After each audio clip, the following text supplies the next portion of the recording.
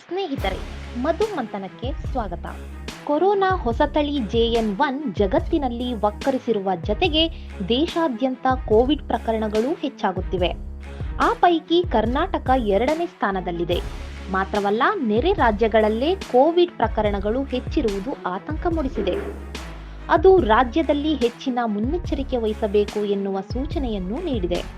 ಸೋಮವಾರ ಬೆಳಗ್ಗೆ ಬಿಡುಗಡೆಯಾದ ಕೋವಿಡ್ ಅಧಿಕೃತ ಮಾಹಿತಿ ಪ್ರಕಾರ ದೇಶದಲ್ಲಿ ಒಂದೇ ದಿನದಲ್ಲಿ 656 ಹೊಸ ಕೋವಿಡ್ ಪ್ರಕರಣಗಳು ಪತ್ತೆಯಾಗಿವೆ.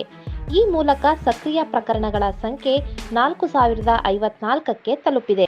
ಸಕ್ರಿಯ ಪ್ರಕರಣಗಳಲ್ಲಿ 3000 ಪ್ರಕರಣಗಳು ಕೇರಳವೊಂದರಲ್ಲೇ ಇದ್ದು, ನಂತರದ ಸ್ಥಾನದಲ್ಲಿ ಕರ್ನಾಟಕವಿದೆ. ರಾಜ್ಯದಲ್ಲಿ 271 ಸಕ್ರಿಯ ಪ್ರಕರಣಗಳಿವೆ.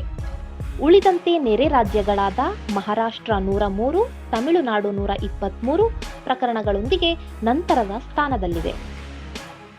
ಕೋವಿಡ್-19 ಅದರ ಹೊಸತಳಿ JN1 ಮತ್ತು ಇತರ ಉಸಿರಾಟ ಸಂಬಂಧಿ ರೋಗಗಳು ಹೆಚ್ಚುತ್ತಿರುವ ಹಿನ್ನೆಲೆಯಲ್ಲಿ ಸೂಕ್ತ ನಿಗಾ ವಹಿಸುವಂತೆ ವಿಶ್ವ ಆರೋಗ್ಯ ಸಂಸ್ಥೆಯು ಆಗ್ನೇಯ ಏಷ್ಯಾದ ಎಲ್ಲ ದೇಶಗಳಿಗೆ ಎಚ್ಚರಿಕೆ ನೀಡಿದೆ.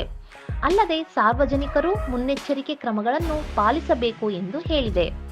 ದೇಶಗಳು ನಿಗಾ ಹೆಚ್ಚಿಸುವ ಜತೆಗೆ ಪರೀಕ್ಷೆಗಳನ್ನು ಕೈಗೊಂಡು ಅಂಕಿ ಅಂಶ ಹಂಚಿಕೊಳ್ಳಬೇಕು ಎಂದು WHO ಪ್ರಾದೇಶಿಕ ನಿರ್ದೇಶಕಿ ಡಾಕ್ಟರ್ ಪೂನಂ ಕೇತ್ರಾ ಪಾಲ್ ಸಿಂಗ್ ತಿಳಿಸಿದ್ದಾರೆ. ಕರ್ನಾಟಕದಲ್ಲಿ ನಿಧಾನವಾಗಿ ಕೊರೋನಾ ಕೇಸ್ಗಳು ಹೆಚ್ಚುತ್ತಿವೆ.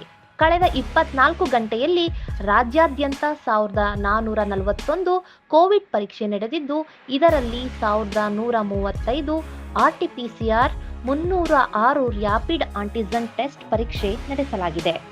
ಭಾನುವಾರ 106 ಹೊಸ ಕೇಸ್ಗಳು ವರದಿಯಾಗಿವೆ. ಆದರೆ ಯಾವುದೇ ಸಾವಿನ ವರದಿಯಾಗಿಲ್ಲ. 33 ಮಂದಿ ಕೋವಿಡ್ನಿಂದ ಗುಣಮುಖರಾಗಿ ಮನೆಗೆ ತೆರಳಿದ್ದಾರೆ.